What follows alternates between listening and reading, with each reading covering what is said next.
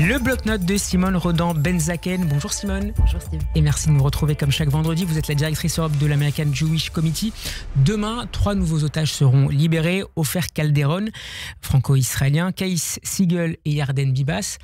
D'abord, une première réaction sur la libération. On va commencer peut-être par lui, par le citoyen franco-israélien Ofer Calderon. Vous avez beaucoup assisté sa famille, vous l'avez reçu.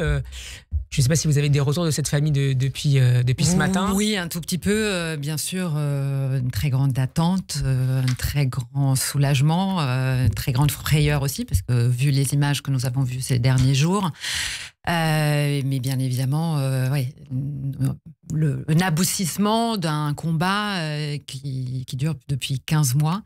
Est-ce qu'ils savent comment il va ? A priori, il est en bonne santé. Voilà, a priori, il est en bonne santé. Après, voilà, c'est forcément difficile parce que cette attente, mais c'est ce que toutes les familles vivent depuis des semaines. C'est-à-dire, on arrive au dernier moment et jusqu'au moment où on peut les prendre vraiment dans les bras, où le moment est arrivé. On se dit toujours, ça peut potentiellement s'effondrer. Je crois qu'il a un petit garçon, c'est ça qui fête sa bar mitzvah ? Oui, ça, ou... un petit garçon, exactement.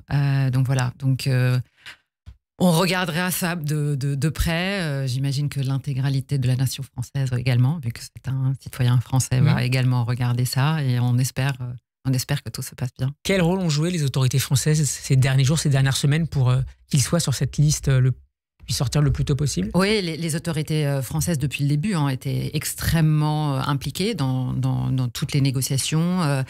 Notamment, une des choses que les autorités françaises ont négociées, ont fait en sorte, c'est que l'âge des otages, et notamment des hommes, soit réduit à 50 ans.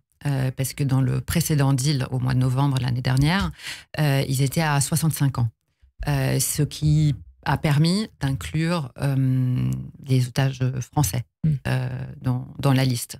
Voilà, donc oui. Et également, bien évidemment, un contact très étroit entre les autorités françaises et les familles des otages. Vraiment, toutes les familles françaises franco-israéliennes disent depuis le début qu'il y a un vrai soutien du côté des autorités françaises, et notamment de l'Élysée. Et un dialogue aussi fort entre Paris et le Qatar pour que le Qatar puisse faire pression, en tout cas transmettre les informations, les demandes françaises. Oui, depuis le début, bien évidemment. Et ensuite, il y avait l'initiative très particulière de la France qui concernait aussi les médicaments. Donc oui, il y a les deux. On a appris il y a quelques jours que les médicaments avaient été livrés il y a quelques mois, comme ça avait été... Oui, ils ont été livrés. Après, pas l'intégralité des otages ont eu... La France n'a pas eu la preuve que l'intégralité des médicaments ont été transmis à tous les otages. Je crois qu'ils ont eu une preuve uniquement sur 12 otages, si je me trompe bien. Alors, outre Ofer Calderon, Kaïs Siegel sortira demain, et Yarden Bibas, dont le sort et le sort de sa famille interroge Israël est bien au-delà. On n'a pas de nouvelles ni de sa femme, Shiri, ni de ses deux petits garçons, Kfir et Ariel. Le Hamas refuse de donner la moindre information sur leur état de vie, leur état de santé. Est-ce qu'il faut malgré tout, je repose la question à plusieurs interlocuteurs, est-ce qu'il faut rester optimiste et je crois que c'est un choix individuel. Plus tôt. Ouais, je crois ça peut être un levier aussi de pression du Hamas. Je crois que c'est un choix individuel d'avoir de l'espoir ou pas. Les autorités israéliennes ont quand même exprimé une très grande inquiétude quant à leur santé. À titre personnel, je suis très inquiète. Et forcément, on a suivi les destins de chacun, donc on a l'impression de les connaître, chacun, de connaître leurs histoires personnelles, et on imagine, malgré bien évidemment la bonne nouvelle de voir le père sortir, mais on imagine la douleur terrible qu'il doit ressentir quand il va sortir tout seul, sans sa femme et ses deux enfants.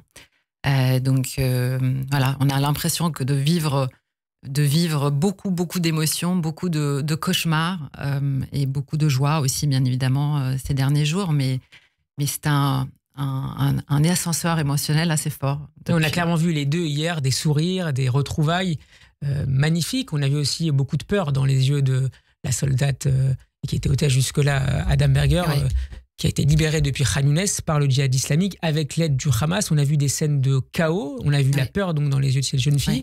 Est-ce qu'il y a un protocole à revoir de fond en comble pour assurer la libération dans de bonnes conditions autant que se faire possible? Oui, en tout cas, c'est ce que demandent les autorités israéliennes, clairement. Après, on fait face à un interlocuteur ou des interlocuteurs très particuliers. La mise en scène est absolument immonde, atroce de voir cette jeune femme qui vit un cauchemar depuis 15 mois. Sa libération, ne pas être une libération absolue, mais une libération qui amène encore davantage de peur et d'angoisse, est immonde, avec bien évidemment des mises en scène, comme on l'a vu la précédente fois, des sacs de cadeaux. Oui, c'est la déshumanisation à la fin. J'étais à Auschwitz il y a quelques jours, ça me rappelle Arbat Martfrei, où on voit... travail rend libre. Le travail rend libre, donc un message positif où on voit en même temps les terroristes du Hamas demander à la jeune fille de sourire. On a vu une caméra où on leur demande de sourire et faire des signes de la main, comme si c'était une joie, comme si les derniers 15 mois étaient autre chose qu'un cauchemar. Oui, c'est les mêmes pratiques, même si je ne suis pas une très grande fan de faire des parallèles, mais ça rappelle quand même beaucoup de choses. Avant de parler d'Iran dans un instant, encore un mot sur l'après à Gaza. Les phases 2 et 3 du cessez-le-feu doivent être négociées dans les tout prochains jours. Elles ont d'ailleurs même commencé, il me semble. Il y a quelques heures, Marco Rubio, le secrétaire d'État américain, a fait part de son inquiétude, de son pessimisme sur la mise en vigueur de cette deuxième phase. On commande beaucoup également les déclarations, les propositions de Donald Trump sur la migration volontaire, c'est l'expression, de Palestiniens vers l'Égypte et la Jordanie. Visiblement, Trump veut essayer de s'appuyer sur un certain nombre de leviers de pression, notamment l'aide humanitaire qui est versée à ces deux pays, en particulier à la Jordanie. Ça peut être là aussi un accélérateur de situation, et non pas pour solutionner le problème, mais pour essayer de trouver de nouvelles solutions. Ou ça vous paraît complètement farfelu? C'est la méthode Trump. Que je trouve toujours, auquel on peut reprocher beaucoup de choses, mais qui en tout cas ouvre des choses auxquelles personne n'a jamais osé. Out of the box, exactement. Auxquelles personne n'a jamais osé penser. Personnellement, je dois dire, j'ai des inquiétudes d'une réémigration, une émigration possible en Égypte et en Jordanie. Vous savez comme moi que la Jordanie est fragile, que l'Égypte est fragile, et le danger que de potentiellement se retrouver avec un Hamastan, donc des frères musulmans en Égypte et en Jordanie, est toujours là. Donc je pense que c'est très bien d'ouvrir des pistes, de penser out of the box. Encore une fois, c'est aussi cette pensée out of the box qui nous a amené les accords d'Abraham. Mais avec un tout petit peu de prudence, j'espère, et surtout penser aux différentes conséquences que cela peut produire aussi. Et ensuite, il y a aussi la question, bien évidemment, des Palestiniens eux-mêmes. Est-ce que les Palestiniens, c'est une question qu'on peut se poser, est-ce que les Palestiniens ont le droit quand même à une forme d'autodétermination quelque part? Zoom maintenant, avant de nous quitter, Simone, sur un vote hier soir important à l'Assemblée nationale. Les députés français ont voté à l'unanimité le soutien au peuple iranien et également la demande d'inscription des gardiens de la Révolution, les Pasdaran, comme groupe terroriste. Quel a été, Simone, le cheminement de cette proposition-là, et puis qu'est-ce qu'elle va changer concrètement? Non, premièrement, c'est très important, même si c'est symbolique, c'est très important parce que cela démontre quand même qu'il y a une prise de conscience aujourd'hui en France, et notamment parmi les parlementaires. C'était pas facile. Il y a eu beaucoup d'opposition au sein de l'Assemblée nationale. Il y a eu Vous avez participé aux discussions informelles? Oui, de manière informelle. Et ensuite, il y a eu aussi de l'opposition de la part d'un certain nombre de diplomates, notamment sur la question des prisonniers français encore tenue en Iran. C'est quelque chose qui s'entend, bien évidemment. Mais malgré tout, je pense que le symbole est très important. La prochaine étape fondamentale, parce que concrètement, cela va apporter rien, mais la prochaine étape très importante, c'est maintenant que la France s'engage à ce que, au sein de l'Union européenne, le corps des gardiens de la Révolution soit véritablement inscrit comme une organisation terroriste. Pour cela, il faut avoir de l'unanimité.